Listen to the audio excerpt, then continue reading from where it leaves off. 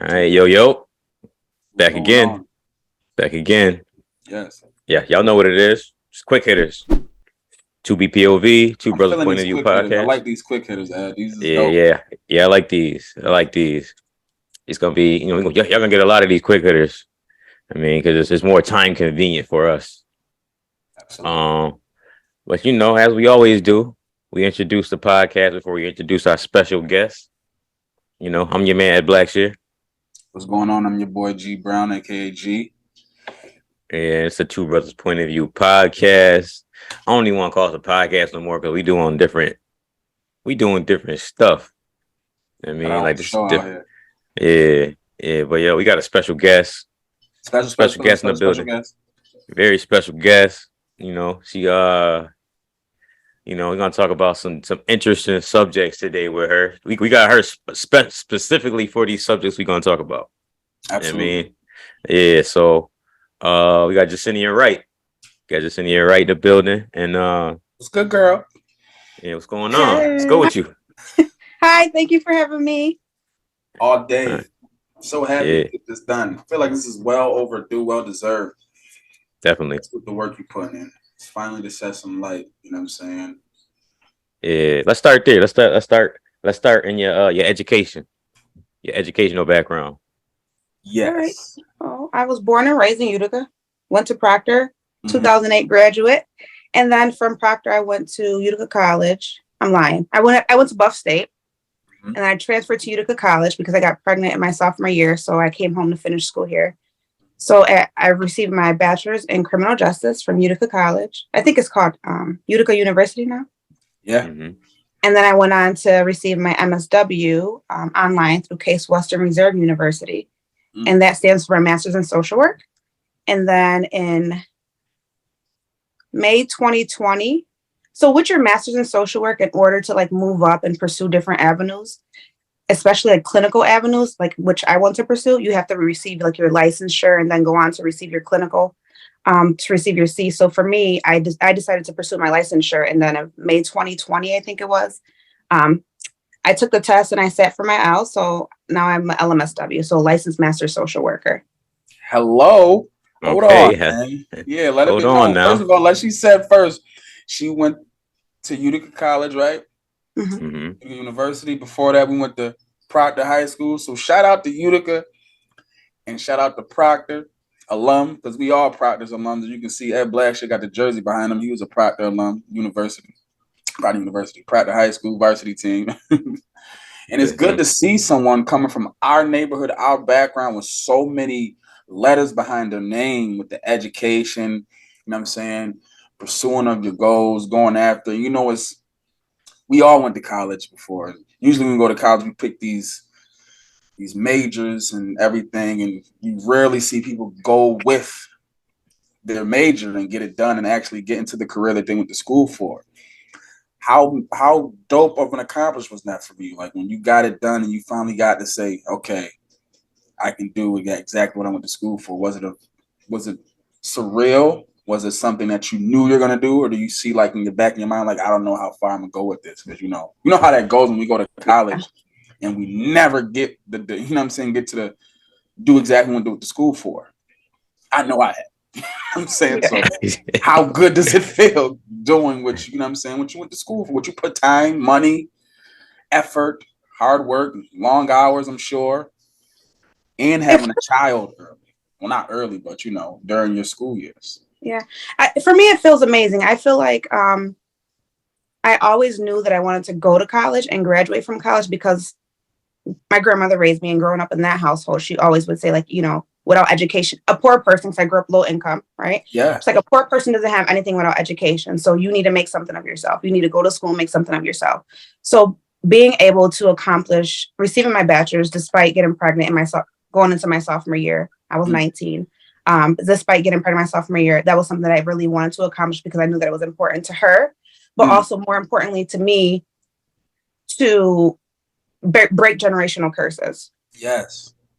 And initially, when I went to receive my bachelor's, my focus was I was trying to get into the social work program, but I was partying so much that you have to have a 2.5 GPA in order to get into that program. And I was on academic probation like my first semester. Yeah. Yeah. And for those of you who don't know what that means, like it means your GPA is under a 2.0. Yeah. And you're like failing classes. So I ended up, and so at Buff State, I ended up not getting into the major that I wanted, which was social work.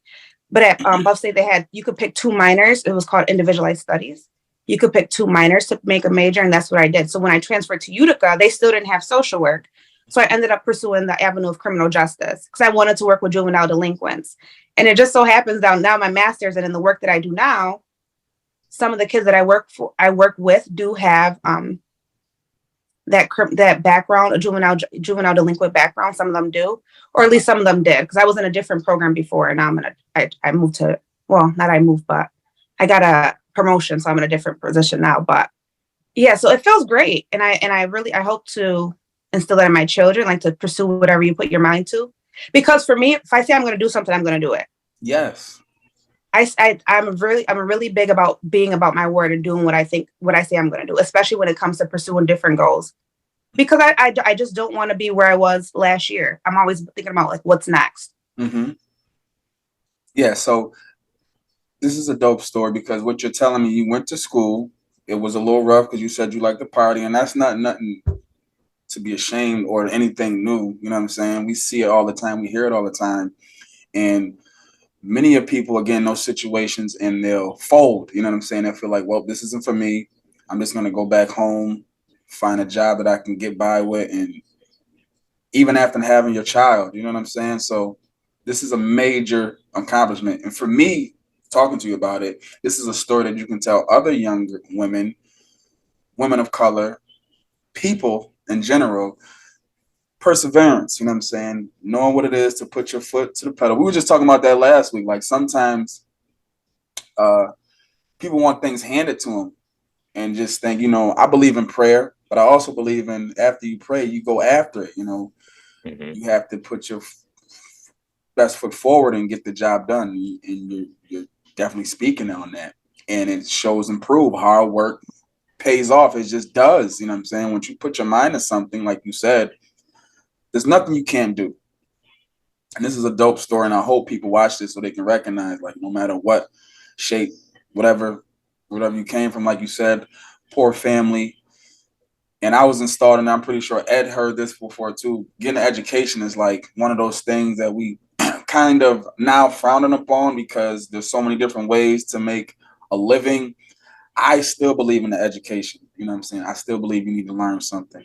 So for me, I'm definitely going to tell my kids, like, try to go after it. Go get yourself an education so you have at least something on your name to be proud of. You know what I'm saying? Something to fall back on. And to fall back on. Absolutely. Because you never know. Right. And education doesn't mean that you have to go to college or you have to go to university. You can self-educate yourself, read books, do some research, network with other people, put yourself out there, learn, make it a priority to read books and to educate yourself, because it doesn't have to be in the classroom. It could be, after that. I appreciate that. I like that right there, because we were talking about that last week too, about the schools and what we don't have in our schools to, like, looking at someone like us, you know what I'm saying? Mike. Looking at someone like us, you know what I'm saying? Like, who we can relate to, and like the teachers, for example, you know what I'm saying? We see people like us, we can, get the feed off of, so we can believe, like, yo, I can do this. I mean, I know it doesn't seem like we get a lot of success stories out here, but there are a lot of successful people, such as yourself, who go after it, and you know what I'm saying? And I really, really hope you speak this to other young people, especially the young women, especially the young men, because we need more and more people like yourself so they can see that it's possible, more than possible. You know what I'm saying? And I think that's really why we have you on here, so we can try to. Yeah. Crazy so out here, man. Yeah, so you got your MSW. So what do you do professionally now? So now, as of July, I am a program manager. It's called an ACT team lead / program manager. So what I do is I oversee a program for youth with mental health needs, ages 10 to 21. And we're considered the most intensive program in the county. This is a brand new program that's been piloted across New York State. So there's different counties across New York State that are also piloting this program. Look at this. This girl's crying. Can my daughter join the interview? Is that okay? You can do whatever you want to do. Whatever you want. Lucky last week I had my daughter. I thought she was about to pop up. And next. Let her in, Mikey. It's okay. Let her in. Let her in. This is my life. It's very chaotic. So I apologize. This is a career woman's life. Yeah. You know what I'm saying? Let her in. Come here, mamas.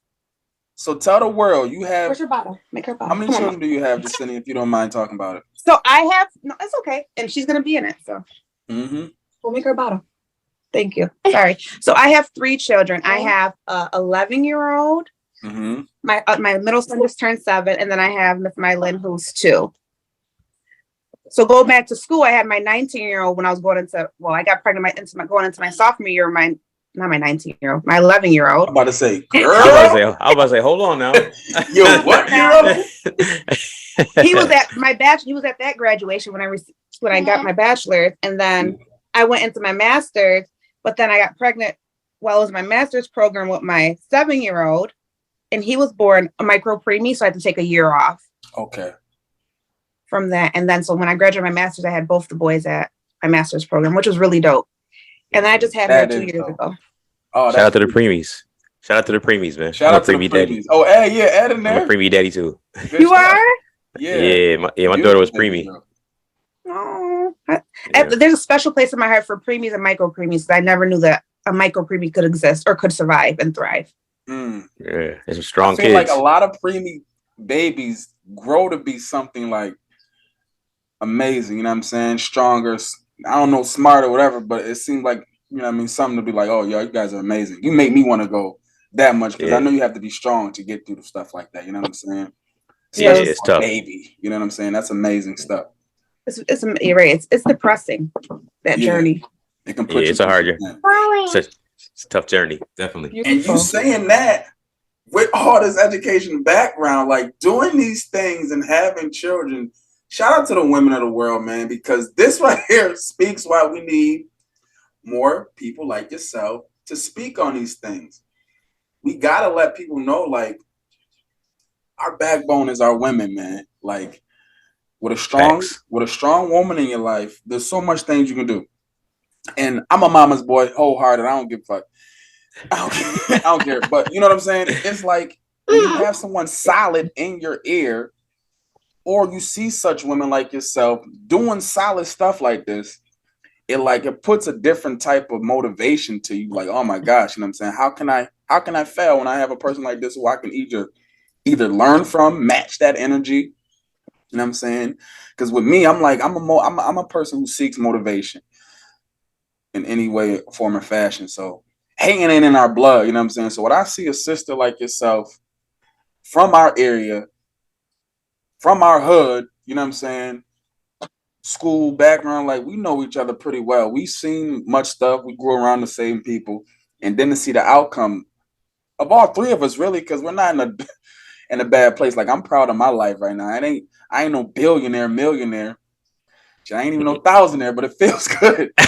I'm in a comfortable spot, you know what I'm saying? But coming where we come from, you wouldn't think, you know what I'm saying? Being the young people that we was and seeing, I mean, maybe some of us seen, like you said, you knew what you want. I don't know if Ed can relate. Some of us knew what we wanted. We just didn't know how we were going to get there. Mm-hmm. It shows and prove like you can get there just by hard work. And you having 3 children, 2 of your children seeing you graduate. They seen you cross the stage. Yes, they were there. That's beautiful. You know what I'm saying? Like, that's a dope feeling. And now I think your son doesn't he bake? So yes, my son Michael, he's 11. He bakes everything. He's really into it. Right now he's been baking cheesecakes. He can make it from scratch, the crust, everything. Oh my, that's crazy. But he also makes like dough from scratch because he made apple pies from scratch, and he made me pizza the other day. He made the dough from scratch. Like, he let it sit overnight so it could rise, everything. Oh my god. You got a chef at the house. That's crazy. A chef. You a taste tester. That's what I'm also his assistant, but I'm like, you don't even give me like 10%. You didn't get a cut. Nothing. I got you when you get there. It's a business. You gotta cut. You gotta take anything you can get, anything free. Ed, no. Oh, so let's get into this culture side because I really want to tap in because I have Dominican children, Dominican black children. You know what I'm saying? Mhm. So I know their mom is teaching them their history and where they come from. You know what I'm saying?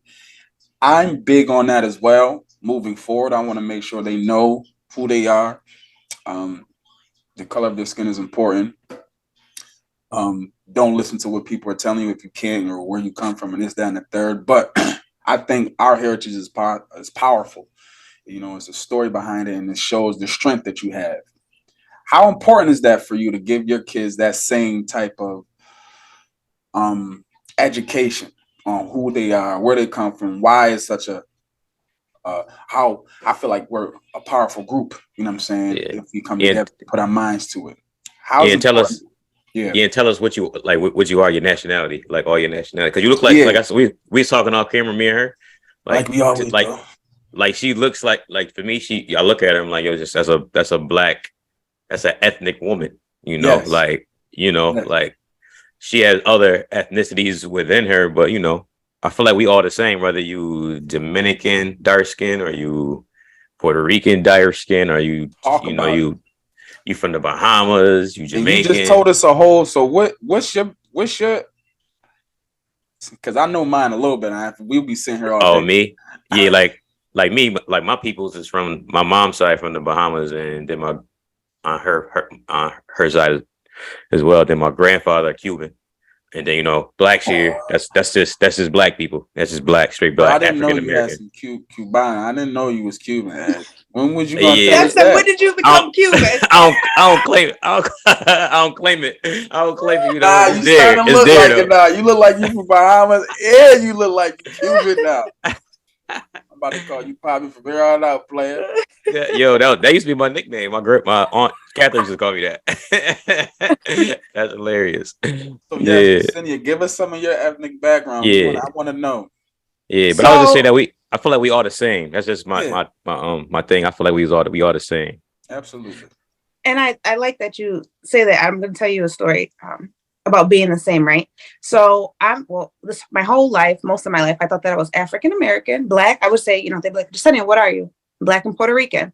But more recently, I guess more recently, I found out that I'm Haitian. So I'm Haitian and Puerto Rican. Mm.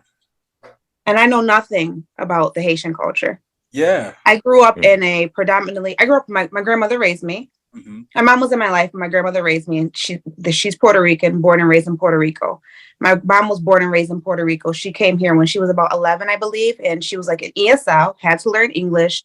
English was her second language. And so for me, it's really important that my kids have an understanding of their roots and their background. But I feel like, and I'm going to be very transparent, I feel like I struggle with educating my kids on where they come from because I'm still learning about where I come from. I feel the same way, just I'm still learning. So like with that Haitian background, that's my father's side, right?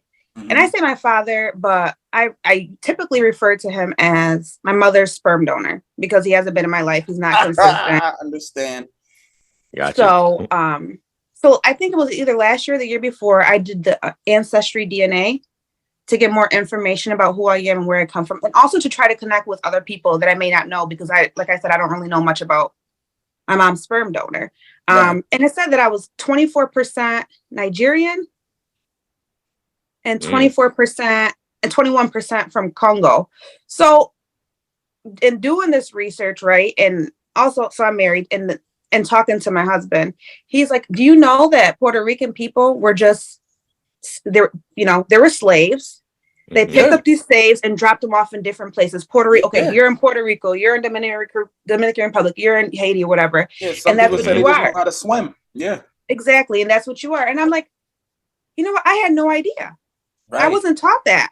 Right. Mm-hmm. God forbid I told my grandmother that she was Black. She doesn't identify as Black. Right. And God forbid I spoke English in her household because Jesenia, you're not American. You're Puerto Rican. And why are you speaking English in this house? Right. You better speak Spanish. Yeah. Mm. So and that's just like the culture thing. Like, is that more or less like where she came from and how she was brought and taught? or educated on, and how she was going to give you that type of education? Because that's probably where it comes from. I was just saying our grandparents is the one who usually know like who we are and where we really come from. You know what I'm saying? So how was that difficult for you to go through that, or was that more or less like you just don't really know? You know what I'm saying? Nobody really knows. I feel like it was difficult going through that as a child because I was confused. Yeah. Like I first of all, I am American. I'm born in America, right? Right, absolutely. You were born in Puerto Rico, but even so, you're still American. Because Puerto Rico is part of the U.S. Yes. And plus, but not only that, but you are Black, and I was Black because my father was Black. Yes. So that was difficult for me, and she did not want me to identify as that. Yeah. So that's more or less the elderly folks. Yeah, she also didn't want me to date Black people. Mm-hmm. Which was really weird because my grandmother is like, she's lighter skinned, but not really too much. So it's like, and she was born in 1944. So it's like when you were born, yes. I'm pretty sure slavery existed. And I'm pretty sure you experienced racism. Because this racism still exists today. Oh, absolutely. So, definitely. So how do you like, what's your discrimination against Black people when I'm sure you didn't fall in that line with the white people? Right. Mm-hmm. And we've never had these conversations because now that I feel like this has all come to me as I grew into an adult. And sometimes when you're younger, you don't question people. In my household, you don't question your grandmother and what she says is true. And if you question it, then you're calling her a liar. And a liar gets you a black eye. Right. So, so educated my children. We have talked about African Americans and Black and brown people in the community in our history that have paved the way for us and made things not easier because things are still difficult for Black and brown folks, but like paved the way for us and have made different contributions to our history. But as far as that Puerto Rican side, I'm still learning about it. And I'm still learning. And more recently, I feel like within the past few months, I'm like, well, I identify as Afro-Latina. So I'm doing my research on it. Yes. But that's not something that we discussed as a family. Yes. Or and growing up. It wasn't part of that, my upbringing. Yeah. And that's my question. That's my question. Like, because like in Utica, anywhere I go that's like a predominantly Spanish, like, you know, restaurants or like clubs or like, yes, I get like the vibe, like I get the same vibe when I go to like Italian spots. I'm the only Black dude there. I get the same vibe when I go to Spanish spots. Like, all eyes on you. Yeah, they be like, "What the fuck is he in here?" You know what I mean?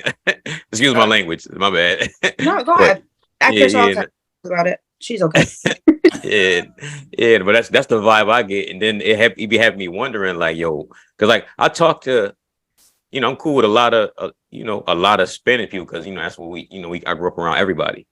I mean, but at the same time, I go into the communities that's like, you know, straight Spanish or straight Bosnian, you know, all these different communities, and even in the brown community, I get the unwanted feeling. So I just be wondering, like, where's this coming from that we are separate?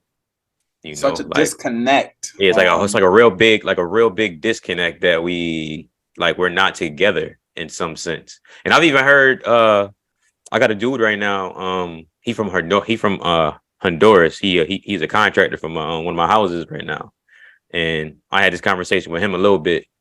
You know, even him, you know, he's like, you know, like him personally, he don't believe like we're separate. You know, like me and him, we have an understanding. Like, yo, I'm working with my brown brother to do, you know, to help me with. I'm helping with his business by paying him, and he's helping me with my business by doing a good job. Mm-hmm. You know, and we're both Black and brown minorities doing something in Utica, New York, predominantly white. We're doing something that most of us don't do, you know, together. But his people, they all don't feel that way. They all feel like, you know, like it's kind of like closed. Like all his Honduras people, they like, you know, this is us. We do this together. We buy houses together. We fix them up together. You don't get out of your circle. Yeah. Well, yeah, you don't let no Black person come in here and buy a house and you help them fix it up, you know, and then give them a good price too. If you're gonna help them fix it up, you're not gonna give them a good price like he giving me, right? You know, so that's why I'd be like, what's the disconnect? Like, why are we not together, and I feel like we or get more feeling like done. we're all the same, like essentially Yeah, come from the same place. If you really want to break it down, like somewhere in some yeah. form of fashion in the history, we came from that same place. You know what I'm saying? Mm-hmm. And getting into that, it makes you like, I hear what you're saying. And when you go into certain buildings or certain places and you get that uncomfort feeling, sometimes I feel like they don't know. And they might question, is he black or is he Spanish or whatever the case may be? But still, I understand. And I feel like for today, it's changing. To say it's not changing somewhat because, like you said, our children, and like I have children that is with the Dominican woman. And, you know what I'm saying? You're finding out your background, Jesenia, and you just had children with a black man, you know what I'm saying, who also probably knows learning his history and everything. And you are educating yourself now, which is better than later than never. You know what I'm saying? We're still going to get there because I'm the same way. I want to educate myself now so I know. And we were talking about the 1, 2, 3 ancestral you did. I did that as well, and I found a lot of history. But also, I'm hearing there's an Afro ancestry that you can do, like the African side of you, where it shows all your African ethnicity that you might be attached to. I think I need to try that as well. Yeah, baby. Yeah, you need to send me the link for that. I want to look into I'm about that. to get that. I definitely have it. I'll send that to you ASAP. It's a little bit extra change, but I think it's well worth it to find out that side and only that side. You know what I'm saying? Because when we do the ancestry, you see a lot of European side more than you would hope, but that's the obvious. If we know our history of slavery and how we were treated and how things were going on, it's just going to go through the line. It's going to fall in. Yeah, this is a beautiful situation. I'm so happy you're here. I'm sorry. I know you got your baby. You shouldn't. It's all good though. She about to pass out. That's all she needed. It's all right. We multitask over here. It's okay. Oh, I can tell. Especially after you telling us a story that you had 2 babies see you graduate. Yeah, that's crazy. This is the thing I be trying to tell people. Like, y'all better put some respect on people's name. Yeah, so especially women, man. Yeah, especially women, man. I champion, black and brown women a lot, bro. Like I be like, they literally, like I watch my wife, I watch my aunts, I watch my grandma, my mom, friends, some of our friends, some of our friends. Yeah, I watch them all do like superhero type shit. Like, I'm a cook dinner. I'm gonna go to work. I'm gonna clean the whole house. Then I'm gonna have a business on the side. I'm gonna help people. I mean, they do all this stuff in the whole day. And then sometimes that's why I be motivated to do all the stuff that I be doing. Cause I be like, there's really no excuse. I watched a black woman do mad stuff growing up. Yes. By herself. Not by herself, and then didn't want help. You know what I mean? Oh. So that's why I be Speaking championing. On that, I'm talking about didn't want help. I used to get mad when my mom didn't want to get no food stamps. I used to literally be mad. I used to do the same thing. Like, why? I used to be thinking like, why some of my friends got food stamps and they eating booklets. They eating good. Why we can't get no food stamps? We gotta eat the cheaper stuff. We gotta eat the cheaper. Be ashamed of that shit. I'd be like, man, let me get that $5 food stamp, man. What you talking about?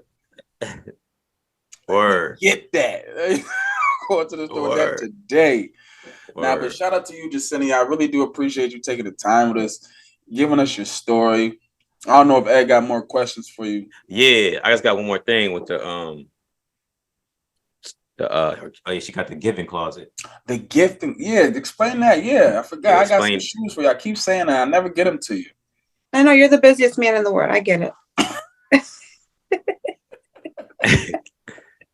Or the laziest. Either one. It's in between. Somewhere in the middle, right? Somewhere in there. So Given's Closet is my nonprofit. I started this back in 2016, but I officially became a nonprofit actually last year. I filed all the paperwork, and officially became a nonprofit last year. And the story behind Given's Closet, like I told you guys, I grew up in a poor, low-income household. Food stamps, SSI, SSDI, workers' comp. So my grandmother really she didn't work, so she didn't really have any income where she brought in income on a regular basis other than her SSI. I think that's what it was, for being older and injured on the job. So we didn't really have much, and we had to rely on different resources in the community to get what we needed.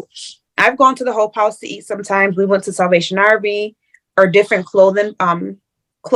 different churches give out clothing for free or for a low price at different days of the week. So we really relied on those resources to get what we needed. So when I got in the position where I could give back to the community, I'm like, what better way to do it than to gather clothes, because people are always they want to switch out their clothes, right? They want to change outfits and do this and this. And so what are you doing with the clothes that you no longer want, right? Mm-hmm. Are you giving those clothes away? Are you throwing them out? Why give them away? Why throw them out or drop them off to a place that sells your clothes? Right. When you can give it to somebody who's going to give it back to somebody in need. And with Givens Closet, I think people are probably thinking like, there's other places that donate clothes as well. Absolutely, but there's not another place that's going to transport the clothes to you. Right. So in my nonprofit, I understand that transportation is a barrier for a lot of people. People don't have and not everybody has the means or the access to transportation. So I will transport the clothes to whoever needs it. Which and also people donate. I'll pick up the clothes as well, but I do also have 2 drop-off locations. Okay. But so my goal with Givens Closet is by the end of the year to have a space for it, like either a storefront or some type of space where people can come in and look at the clothes and get what they need. Because I feel like although it's free, people in need should still be able to have the opportunity to come and have that shopping experience. Mm. Got you. So, that's crazy. That's different. You want to tell people the drop off locations? I was gonna say, where can we get in contact with you to get this to you? Let the world know. Let the people know. So I have 2 drop-off locations, one in East Utica, one in South Utica. The reason I don't just give it out is because I feel like a lot of times people will drop off junk, right? So I want I want gently used things. I want things that are whole free, stain free, because although people in need are receiving these items, you want them to feel good about the clothes that they're in. Yeah, stop giving off ripped stuff and holy stuff. That's not what we're talking about. Because I agree with you. Me and my boy had this conversation. And like for kids, for example, you send them off with shoes or shirts and they'll wear it. But give him an opportunity to feel, like the other kid feels like he has new stuff on. Because most of these kids coming, it's hard for these kids in high school, junior high school. They look at TV, they look at us, they see us with some nice clothes on, and they want to feel the same way.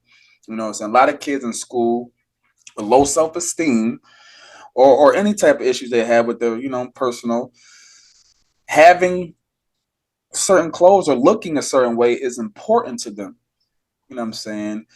And I think that causes for a lot of, suicide thoughts, you know what I'm saying? Or, like I said, low self-esteem, lack of confidence, don't know how to, materialistic things are pretty much push statuses. A kid needs a status already in high school. And that might change the mindset of a person if they just look a certain way. So if I'm going to give some free stuff or donate, I would rather much have something that doesn't look like it was donated. You know what I'm saying? Like, you might have wore it once or twice, maybe more than once or twice, but at least make it presentable for somebody. And I definitely understand that.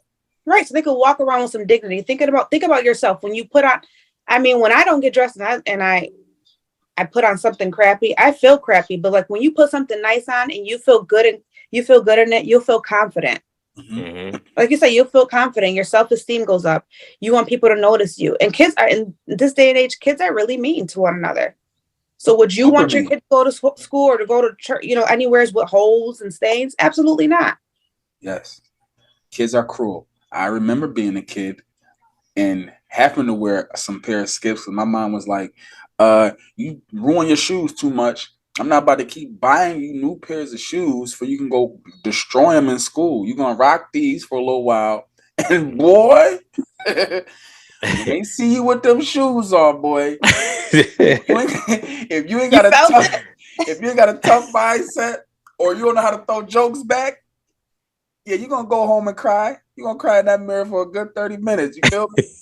In the bathroom. Right, but I feel like that's also a learning experience for parents too.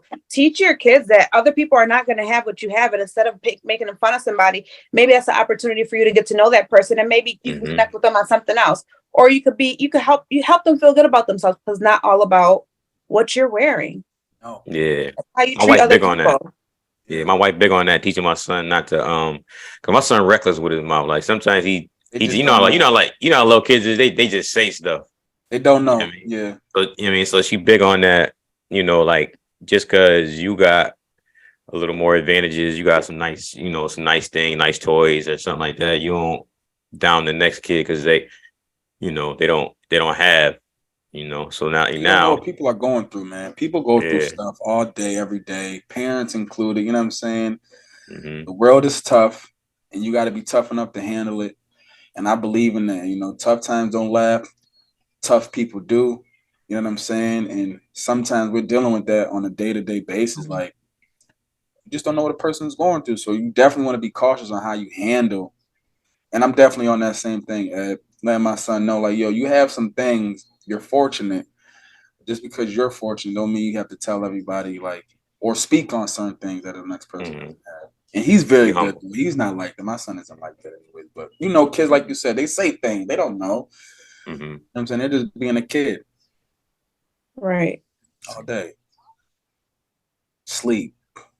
You hear her snoring? Sleep. She had a long day. I don't know who told her to stay up this late. I see my son snoring yesterday. I was like, yeah, get out the car. Because you thought I was a grown man in the backseat when I was driving around yesterday.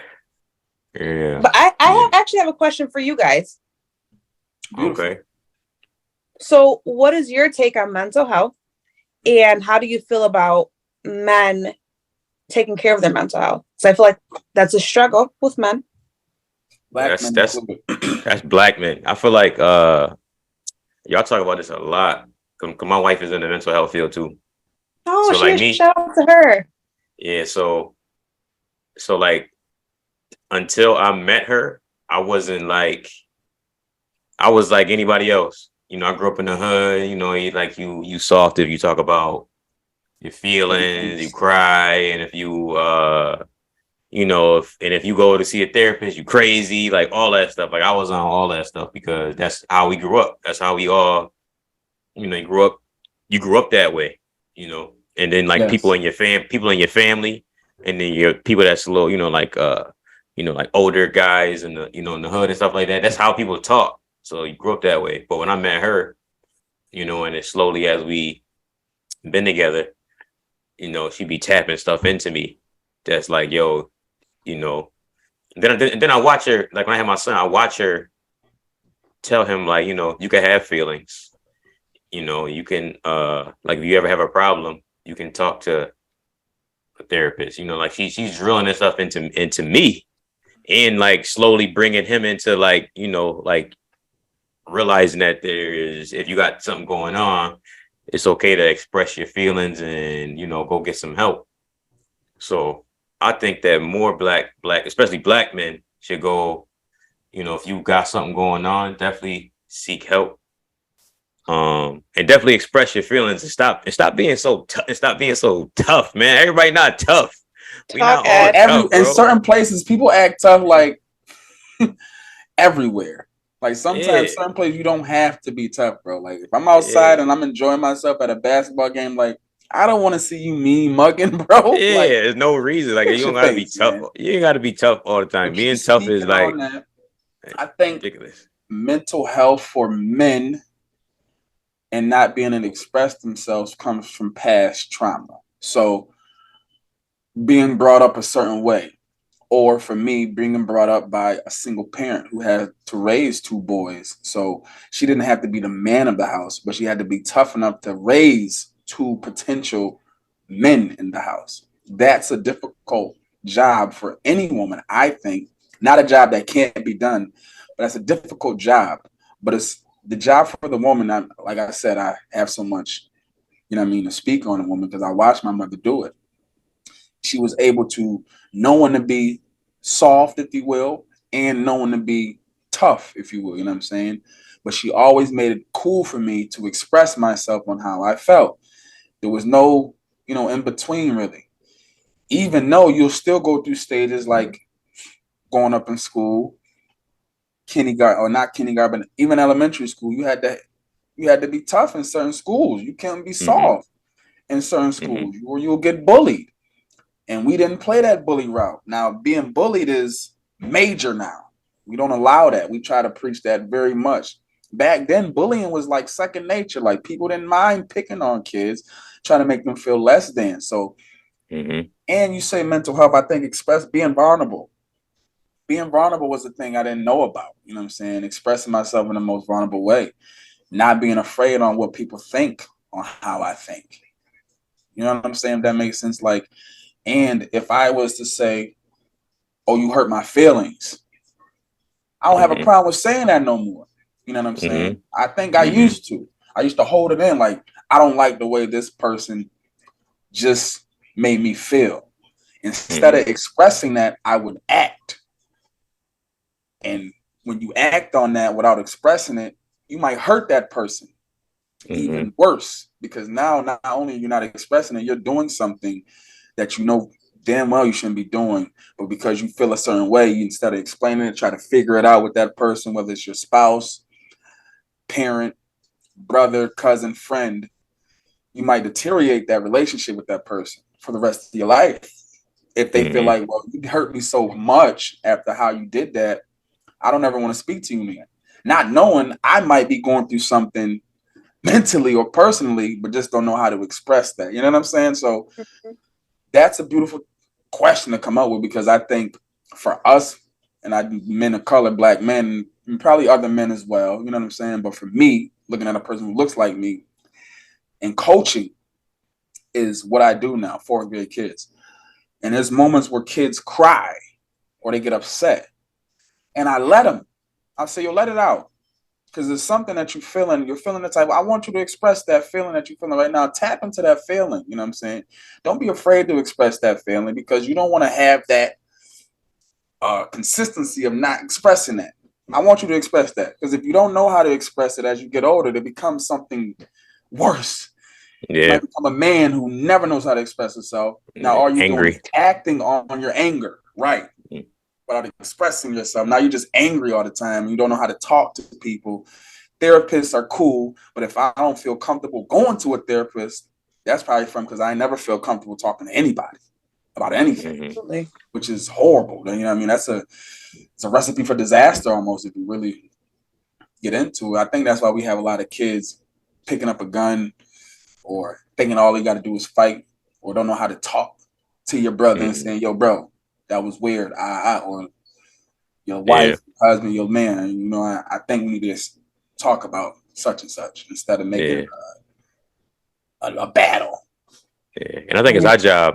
I think it's our job, like us at this age group, like 30s, 25, 30, 35, you know, to show the younger generation, like, you know, because like I say this all the time. I feel like the kids is like 16, 17, 18. Like when I interact with them, they look at me like I'm some type of like a little cool. Like I dress like them.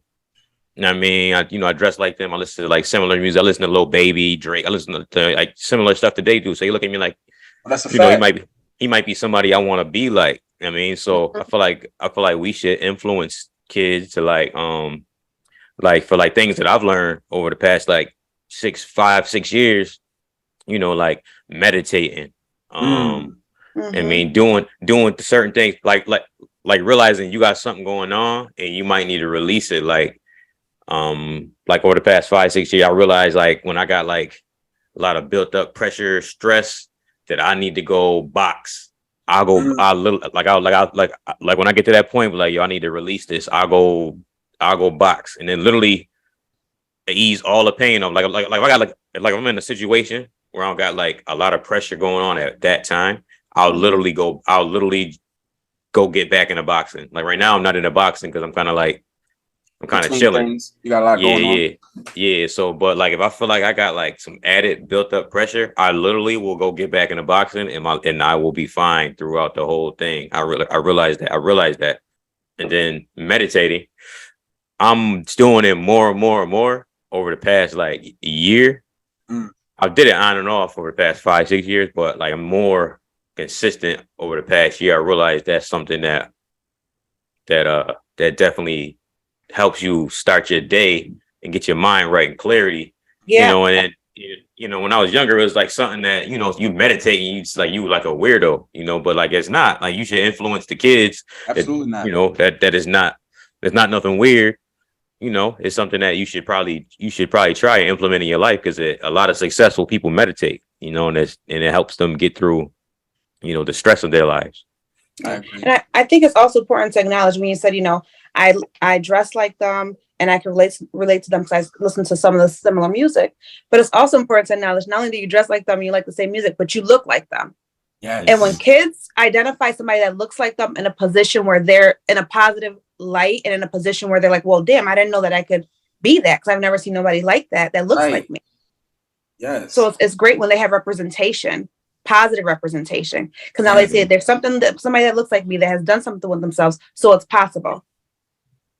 I agree, and that's why I think you're one of those people that people can look up to. Yeah, definitely. See what you look like, and they look like you, and you know what I'm saying, someone you can relate. That's why I feel like it's important for our schools to get teachers who look like us, so they can see, like, on a regular basis, like, this is not out of the norm. You know what I'm saying? And you brought up a good piece, Ed, about having, I guess, a hobby, if you will, want to call it that, like, to relieve that stress, relieve that pressure, just or help you think clear, you know, and that's putting your gloves on, punching the bag, or sparring, or whatever you may do. For me, it's laughter. I listen to comedy, or I listen to people talk about issues of the world and try to bring light to it, you know what I mean? Because there's always a joke out of something. For me, I find a joke in everything, which is probably a problem. But I like it. And shooting the basketball, you know what I'm saying? Basketball is my thing. So I'll get a gym and I'll shoot for an hour and try to relieve or just get whatever I had in my brain out. So you saying that, what are one of your things for you when you're getting to that mental, for your like pressure and it's a lot overwhelming? Is there something you run to or go to get your mind off of that? I'm not talking about getting your hair did, your nails done, your petty mani, which is a thing too, though. That's a thing too. It's a thing too, but done too. So I am currently, there's a couple things. So when I was young, I had a crazy upbringing. So I used to write poems. And so more recently, I started writing poems again. I would journal, but now I've been writing poems. And I downloaded a voice recorder on my phone so that after I write the poem, I also read it out loud and record myself reading it. And then I also go to therapy. I'm actively in therapy. I think this is like my 4th therapist. Because, the reason I say this is because a lot of people don't want to go to therapy. They're like, what? I tried therapy, it didn't work. This, da, da, da, da. This is my 4th therapist. Finding a good therapist is like finding a good pair of shoes. You have to try different shoes on to see who's the perfect match, to see who you connect with. I didn't connect with them other 3 people, but my girl now, this is my girl. Yeah. Like, we really connect. So, but therapy is not for everybody. Like Ed said, there has to be, you can identify other outlets or alternative ways to deal with your emotions. Yes. So journaling, writing poems, doing the voice recorder, therapy. And this is a good thing, but it's terrible for my bathroom. I take really long showers twice a day. Like, I'll be in the shower for like 30 minutes and just let the shower water run. And the reason why it's bad for my bathroom is because the the fan in the ceiling it doesn't work properly. So now the freaking ceiling is messing up because I'm sitting in there. I hate that. Ventilation. Don't get me started with that ventilation, because that house do you have not to get in your house business. So do you have a window in your bathroom? Like, I don't have a window in my bathroom, but I need a better that's fan. probably right. And then the vent thing. So my mother has that issue, and the people who try to come, they be like, well, you just got to turn the fan. I'm like, listen, man, the fan thing ain't working all the time, bro. Yeah. You know what I'm saying? So yeah, that's a pet peeve for me. You get all that shit on. Get all that shit on your roof from that damn steam, bro. That shit is annoying. That is annoying. Yeah, my husband gets like, you mess up the bathroom. Well, that's my form of self-care. So he's like, you shower a million times a day. I'm sorry. I'm still going to shower a million times a day. Fix it. Get the contractor, have him come fix it. He's going to have to hook up. He's going to have to get as contractor's information to come fix it, because I'm still going to shower twice a day, half an hour each time. I literally lay there and just let the water run. I can't deny I know that's a good relief, because I like to take baths. I like to soak in hot water and just be like, yeah. There's been times I almost messed around and fell asleep. I'm talking about come out wrinkled in the But you're relaxed, right? It served its purpose. It puts me in a Zen mode to where I'm like, It just takes me there. So I can agree with that. I think that's a good thing. And if your husband, shout out to Mike too. If your if your husband don't like it, you tell him to fix that. Fix it. Fix it. Get a new vat. I don't know. That's right. Yeah, that was good. That's a good question, man. Because like literally, we've been big on mental health, but nobody really asked us questions ever on this joint. And I We be asking appreciate that questions. because that is something that I don't know, that is important. Mental health is super important. And a lot of men are afraid to express themselves. I've learned that more. I've been reading some books that is specific on vulnerability. You know what I'm saying? And I have a good friend who gave me that book, and I read it over and over just so I can be reminded on being vulnerable is cool. You know what I'm saying? People, kind of shy away from being vulnerable because they think they're gonna let a person know who they too much of themselves. I don't have that. I want you to really know me so you get understanding what's going to happen. I did that before, not expressing myself to the full extent, and then watching it backfire. You know what I'm saying? If a person don't know me, how they know how to treat me? You know what I'm saying? So with that being said, I have no problem with being super vulnerable and letting them know, like, this is me, this is who I am, this is how I feel. You ain't gonna not get what you're supposed to get from me. You know what I'm saying? There's no walking on eggshells, if you will. You know what I'm saying? I don't have time for that. Yeah. We could talk about this on another show, but like, literally, books, information, that's literally key for a lot of this. I want to do a book. We all get down on one book and then we just speak on a book club. A book club. I want to do that. Get a specific book, and then we come together and come up with some notes, come up with some things, go chapter to chapter and just tap into how that book really evolved you or have you thinking a different way and what we have different views on it or what is meaning of it. I really want to figure that out and try to get that done. I think we talked about that before. Yeah. Because right now I'm reading I'm in between books because I've been tapping in. Shout out to brother Courtney Muhammad because I've been tapping in with him a lot because I'm buying a house from him, but I've been tapping in with him on some type of on community stuff, and also I'm not Muslim. I don't consider myself no religion, but I'll tap into certain parts of religion, like to get like the good stuff out of it. Like, like I like a lot of I like a lot of Buddhist thoughts. I like a lot of Muslim thoughts. And I grew up in a church, but I don't like everything, but it's a few things I can take from it, But like tapping in with him, he put me on to a lot of books. Like he gave me like a stack of books from Elijah Muhammad. And that taps into the mental health too, because like in one of the books I'm reading, Elijah Muhammad is telling men how to handle themselves, how to carry themselves, and I feel like that's something that nobody really gets taught. Yeah, that doesn't have anything to do with religion. That's just how you should be carrying yourself. Yeah, how you should carry yourself, or how you should handle anger, how you should handle like how like racism, like how you should handle the adversity in like a graceful way, and I feel like that's a part of mental health as well, because you're teaching somebody mental strength, so like definitely could tap into some books, because books like that is like enlightening me. It feel like it's something I could take from that book and then teach my kid. Take like that page and be like, yo, read this, as he's starting to learn how to read. Like, yo, read this, so it's starting to build up in his brain, So I think I appreciate that too, Ed, because I think I really want to get, because my son 5 years old and he's learning. That's where the stage is at, learning how to read a little better, or your writing skills is better. And then he wants to play video games. I'm like, yo, you can play a video game, but you got to know what the instructions are on the video game. I can't keep coming in here and showing you, like, I don't have a problem with teaching you something, but if you want to learn something, you're going to have to teach you how to read, you know what I'm saying? Which is going to be very important. To be totally honest, when I was in second grade, I was held back. And it wasn't that I didn't know how to read. I was embarrassed on reading, you know what I'm saying? In front of a class, not knowing a word. So those things might come into play when our kids read too. But having a person like yourself, father like yourself, having a mother like yourself, to give our kids that confidence, because that's what it is. It's the confident thing. I think a lot of us lack that as a youngster. Some of us have it growing up. I know a lot of kids I coach right now I'm the guy. They just know they're awesome. You know what I'm saying? Then you have a group of kids who they just don't know what awesome is. You know what I'm saying? So Shout out to that for sure, giving our kids the education that they need to be the best person they can. And That's y'all all you can do. people, man. I'm happy I'm in y'all lives, man. This is dope. Thank you for having me. I appreciate you guys. Absolutely. At first, I was thanks for coming. I'm not gonna go. I don't know about doing that. I don't like to talk about myself, but I'm happy I came on. So, and we're gonna get you back on. We're gonna get the face to face. This is just a Zoom joint. We went over. We supposed to do 15 minutes. That was a lot. Yeah. Also, be 15 minutes. This is a quick hitter.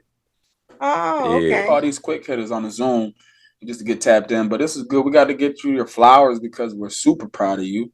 Yeah. You're definitely a Utica representative. Yeah. I got a nice idea that we could get her, Samil, it's a couple girls that we could get, like, cause we don't be having females on the show like that. Yeah, I would like a nice panel like that too. You know what I'm saying? So I got an idea. You could talk about this off the camera, but I mean I got a nice little idea. We're having a gathering too. So being that you were part of the show, if you're free, pull up to that gathering. It's gonna be something. You're having a gathering? Yeah, we got something coming up real soon for everybody. Yeah, March. Oh, okay. I have to reactivate my Facebook. I deactivated it for a little bit. I ain't on there either. Don't you worry about it. I just messaged you on Messenger. I ain't on that. To get off.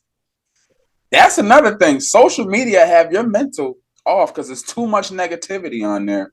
I'm a goofy dude by nature. Like, I like to laugh, so I'll share stuff just to laugh and get just to get a little uplifting. Then you see some stuff that just too much negativity, nonstop, and I'm just like, bruh, like, even from personal people that we know, like, damn, bro, like, I ain't here for it, man. I just want to see somebody get laugh or fall or I want to laugh at people. Delete. I just be deleting people.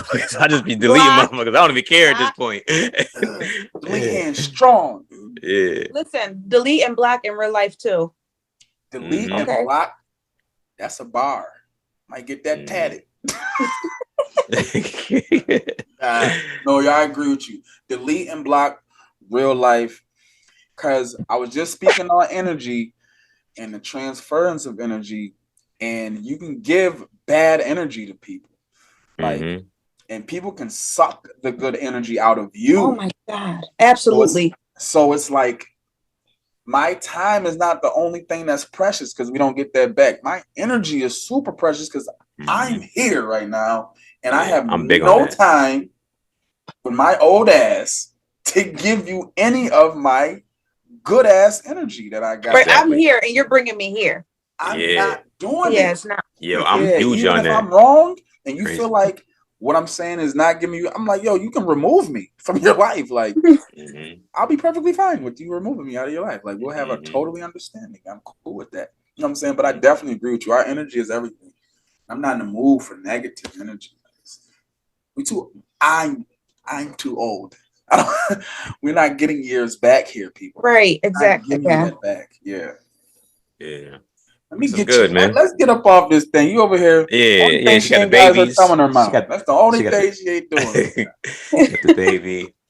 Yeah, man. Well, thank you for coming on. We're gonna have you back on here again. Like I said, I got a nice idea. We're gonna tap in on with some. We want to do the live show next time, or we can get back to this if you want. Let's either way. Yeah. Now we're gonna do it in person with her and maybe a couple other people. I mean, but yeah. But yo, show talk about some things. Let's get into our likes, dislikes, do's, don'ts. Educate us. Yeah. But yo, this is the show, man. So this is supposed to be a quick hitter. We might have to make this 2-part. We gotta make part 1. Yeah, but it's supposed to be a quick hitter. But yo, it's the Two Brothers Point of View podcast. Thanks, Jesenia. Thanks, Jesenia. So we got the giving closet. Salute to you. Yeah, salute. So we got the givens. I want to make sure we got this. We got the givens closet. She got 2 locations, South Utica and East Utica location. Can they contact you to get those locations? Yes, so they can contact me. So Givens Closet has a page. It's Givens Closet Inc. on Facebook. Beautiful. And I also have an email. It's givenscloset@gmail.com. There you go. Closet. Yeah, so tap in with Jesenia if you got any gently used clothing. We don't like you said, we don't use clothing. We don't want nothing with a bullet hole in it. You know, right. We don't want nothing with stains, none of that. You know what I mean? And I mean, we want some gently used clothes. You know what I mean? And she's mobile with it to drop off clothes. Mobile with it. She'll pick out clothes. She'll pick up clothes for you. You know, that's something different. That's something that people don't. I don't see no Salvation Army, none of that. You know, they don't do that type of stuff. So yeah, Right. so tap in with Giving Closet. Yeah. Shout out to Latin community. That's what this was partly Shout out to about the as Black well. community. Shout out to Afro You know. Latina. Shout out to Jesenia being Haitian, Puerto Rican, Yeah. and Black. Shout out to What they say? Sapase? Sapase? That's what they say. Sapase, my boule. Shout out to Eden. Jeff, I forgot your name for a second. Shout out to Eden Jeff. Terrible. It's all right. It's late. It's late for me. I'm an old lady. I'm Yeah, usually you in about to bed. look like her right there. That's on your show. Just like her. Put my bonnet on, sleep. I appreciate you sending a word up. Yeah, appreciate you. Thank you. Thank you for coming on. This is Two Pros Point of View podcast. Thank you. Peace.